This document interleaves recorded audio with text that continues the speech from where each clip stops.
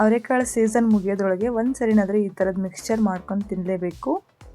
Hi ಎಲ್ರಿಗೂ ನಮಸ್ಕಾರ, welcome back to my YouTube channel Savi Nenapu. ಇವತ್ತು ನಾವು ಅವರೆಕಾಳನ್ನ ಬಳಸ್ಕೊಂಡು ಅವರೆಕಾಳು ಮಿಕ್ಸ್ಚರ್ನ ಹೇಗೆ ಮಾಡೋದು ಅಂತ ನೋಡೋಣ. ಅದಕ್ಕೂ ಮುಂಚೆ ಯಾರೆಲ್ಲ ಹೊಸ್ದಾಗಿ ನನ್ನ ಚಾನಲ್ ನೋಡ್ತಿದ್ದೀರೋ ಪ್ಲೀಸ್ ನನ್ನ ಚಾನಲ್ನ ಸಬ್ಸ್ಕ್ರೈಬ್ ಮಾಡ್ಕೊಂಡು ನೋಡಿ. ನೀವು ಸಬ್ಸ್ಕ್ರೈಬ್ ಮಾಡೋದ್ರಿಂದ ನಾನು ಹಾಕೋ ಎಲ್ಲ ವೀಡಿಯೋ ನಿಮಗೆ ಬಂದು ಸೇರ್ತವೆ. ಈಗ ಹೇಗೆ ಮಾಡೋದಂತ ನೋಡೋಣ. ನಾನಿಲ್ಲಿ ದಪ್ಪ ಅವಲಕ್ಕಿ ತೊಗೊಂಡಿದ್ದೀನಿ, ಒಂದು ಬಟ್ಲಾಗುವಷ್ಟು. ಮತ್ತು ಹಸಿ ಅವರೆಕಾಳನ್ನ ರಾತ್ರಿ ನೆನೆ ಇಟ್ಟಿದ್ದೆ. ನೆನೆಸಿ ಸಿಪ್ಪೆ ತೆಗೆದು ಇಟ್ಕೊಂಡಿರೋದು ಇಚ್ಚಿಗೆ ಅವರೆಕಾಳು ಅಂತೀವಲ್ಲ, ಅದು ಎಳೆ ಅವರೆಕಾಳು ತೊಗೊಂಡಿದ್ದೀನಿ. ಸಿಪ್ಪೆ ಎಲ್ಲ ತೆಕ್ಕೊಂಡಿದ್ದೀನಿ. ಒಂದು ಬಟ್ಲಾಗುವಷ್ಟು ಶೇಂಗಾ, ಒಂದು ಬಟ್ಲು ಪುಟಾಣಿ, ಕರಿಬೇವು, ಬೆಳ್ಳುಳ್ಳಿ, ಸ್ವಲ್ಪ ಒಣ ಕೊಬ್ಬರಿ ಮತ್ತು ಸ್ವಲ್ಪ ಗೋಡಂಬಿ ತೊಗೊಂಡಿದ್ದೀನಿ. ಗ್ಯಾಸ್ ಮೇಲೆ ಎಣ್ಣೆ ಕಾಯಕ್ಕಿಟ್ಟಿದ್ದೆ. ಇಲ್ಲಿ ಒಂದು ಜಾಲರಿ ತೊಗೊಂಡಿದ್ದೀನಿ. ಎಣ್ಣೆ ಕಾದ್ಮೇಲೆ ಎಣ್ಣೆ ಚೆನ್ನಾಗಿ ಕಾದಿರಬೇಕು. ಕಾದಿರೋ ಎಣ್ಣೆಗೆ ಈ ಜಾಲರಿ ಇಟ್ಕೊಂಡು ಸ್ವಲ್ಪನೇ ಎಣ್ಣೆ ಹಾಕ್ಕೊಂಡು ಈ ಥರ ಚೆನ್ನಾಗಿ ಫ್ರೈ ಮಾಡ್ಕೋಬೇಕು. ಎಣ್ಣೆ ಚೆನ್ನಾಗಿ ಕಾದರೆ ಅವಲಕ್ಕಿ ಚೆನ್ನಾಗಿ ಫ್ರೈ ಆಗ್ತವೆ, ಸ್ವಲ್ಪನೂ ಎಣ್ಣೆ ಹೀರ್ಕೊಳ್ಳಲ್ಲ. ಈ ಥರ ಮಂಡಕ್ಕಿ ಥರ ಉಬ್ಕೊಂಡಿರ್ತವೆ. ಚೆನ್ನಾಗಿ ಫ್ರೈ ಆದಮೇಲೆ ಒಂದು ಅಗಲನ ಪಾತ್ರೆಗೆ ಸೇರಿಸ್ಕೊತಾ ಇದ್ದೀನಿ.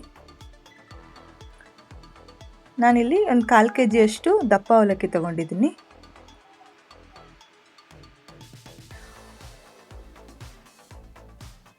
ಎಣ್ಣೆನ ಯಾವಾಗಲೂ ಮೀಡಿಯಮ್ ಟು ಹೈ ಫ್ಲೇಮಲ್ಲೇ ಇಟ್ಕೋಬೇಕು. ಹಾಗಾದರೆ ಮಾತ್ರ ಎಣ್ಣೆ ಹೀರ್ಕೊಳ್ಳಲ್ಲ ಅವಲಕ್ಕಿ. ಈ ಥರ ಚೆನ್ನಾಗಿ ಉಬ್ಬಿ ಬರ್ತವೆ. ಮಾಮೂಲಿ ಮಿಕ್ಸ್ಚರ್ ಮಾಡ್ಕೊಂಡು ತಿನ್ನೋದಕ್ಕಿಂತ ಈ ಥರ ಅವರೆಕಾಳು ಮಿಕ್ಸ್ಚರ್ ಒಂಥರ ಡಿಫ್ರೆಂಟಾಗಿರುತ್ತೆ ಮತ್ತು ಟೇಸ್ಟು ಅಷ್ಟೇ ಸೂಪರಾಗಿರುತ್ತೆ. ಈ ಥರ ಎಲ್ಲ ಅವಲಕ್ಕಿನೂ ಫ್ರೈ ಮಾಡ್ಕೊಂಡಿದ್ದೀನಿ.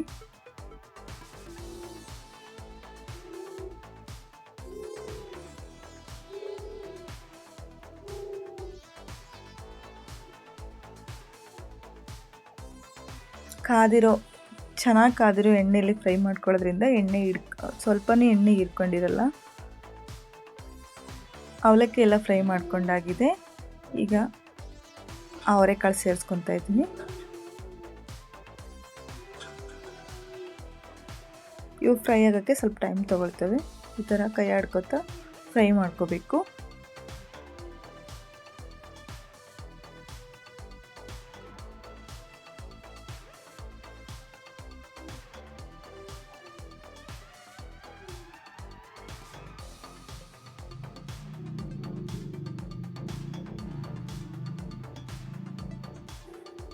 ನೋಡಿ, ಇವಾಗ ಅವರೆಕಾಳೆಲ್ಲ ಚೆನ್ನಾಗಿ ಫ್ರೈ ಆಗಿದ್ದಾವೆ.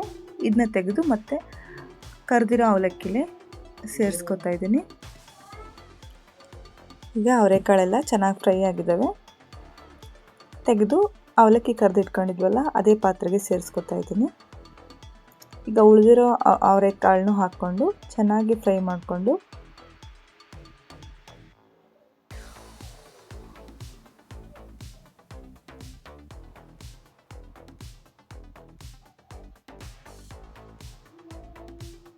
ಅವರೆಕಾಳು ಫ್ರೈ ಆಗೋಕ್ಕೆ ಸ್ವಲ್ಪ ಟೈಮ್ ತಗೊಳುತ್ತೆ.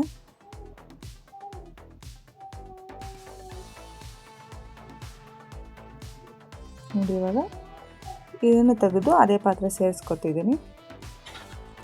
ಈಗ ಬೆಳ್ಳುಳ್ಳಿನ ಸಿಪ್ಪೆ ತೆಗೆದಿರಲ್ಲ, ಹಾಗೆ ಡೈರೆಕ್ಟಾಗಿ ಹಾಕೋದ್ರಿಂದ ಸಿಡಿದ್ಬಿಡ್ತವೆ. ಎಣ್ಣೆಗೆ ಹಾಕಿದ ತಕ್ಷಣ ಸ್ವಲ್ಪ ಹುಷಾರಾಗಿ ದೂರ ಸರ್ಕೊಂಡೆ ಹಾಕ್ಕೋಬೇಕು. ಮುಖಕ್ಕೆಲ್ಲ ಸಿಡಿದು ಎಣ್ಣೆ ಎಲ್ಲ ಸಿಡ್ದೋಗ್ಬಿಡುತ್ತೆ. ಈ ಥರ ಫ್ರೈ ಮಾಡ್ಕೊಂಡ್ಮೇಲೆ ತೆಗೆದು ಮತ್ತು ಅದೇ ಪಾತ್ರೆಗೆ ಸೇರಿಸ್ಕೊತಾ ಇದ್ದೀನಿ. ಶೇಂಗಾ ಹುರ್ಕೊತಾ ಇದ್ದೀನಿ. ಇವಾಗ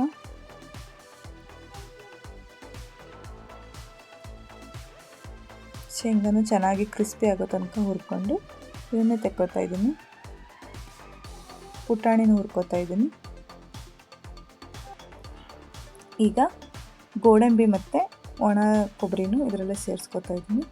ಒಂದರಲ್ಲೇ ಸೇರಿಸ್ಕೊಂಡು ಫ್ರೈ ಮಾಡ್ಕೊತಿದ್ದೀನಿ, ಸ್ವಲ್ಪ ಇರೋದ್ರಿಂದ. ಈಗ ಕೊನೆಯಲ್ಲಿ ಕರಿಬೇವನ್ನ ಫ್ರೈ ಮಾಡ್ಕೊತಾ ಇದ್ದೀನಿ. ಕರಿಬೇವು ಹಾಕಬೇಕಾದ್ರೂ ಅಷ್ಟೇ ಸ್ವಲ್ಪ ದೂರ ನಿಂತ್ಕೊಂಡೇ ಹಾಕ್ಕೋಬೇಕು. 1-2 ಸೆಕೆಂಡ್ ಈ ಥರ ಫ್ರೈ ಮಾಡಿದ್ರೆ ಸಾಕಾಗುತ್ತೆ ಕರಿಬೇವನ್ನ.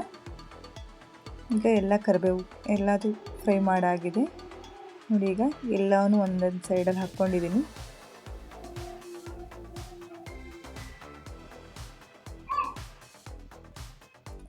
ಈಗ ಇದಕ್ಕೆ ಅರಿಶಿನ ಪುಡಿ ಸೇರಿಸ್ಕೊತಾ ಇದ್ದೀನಿ. ಖಾರಕ್ಕೆ ಎಷ್ಟು ಬೇಕೋ ಅಷ್ಟು ಖಾರದ ಪುಡಿ ಸೇರಿಸ್ಕೊತಾ ಇದ್ದೀನಿ. ರುಚಿಗೆ ಎಷ್ಟು ಬೇಕೋ ಅಷ್ಟು ಉಪ್ಪು ಸೇರಿಸ್ಕೊತಾ ಇದ್ದೀನಿ. ಚೆನ್ನಾಗಿ ಕಲಿಸ್ಕೊತಾ ಇದ್ದೀನಿ.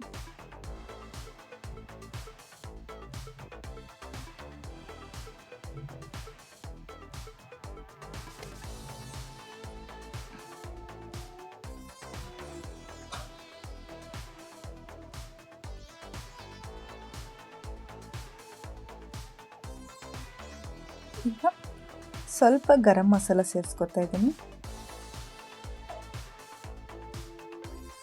1 ಸ್ಪೂನ್ ಆಗುವಷ್ಟು ಸಕ್ಕರೆ ಸೇರಿಸ್ಕೊಂಡು ಮಿಕ್ಸ್ ಮಾಡ್ಕೊಂಡ್ಬಿಟ್ರೆ ನಮಗೆ ಅವರೆಕಾಳು ಮಿಕ್ಸ್ಚರ್ ರೆಡಿ ಆಗಿಬಿಡುತ್ತೆ.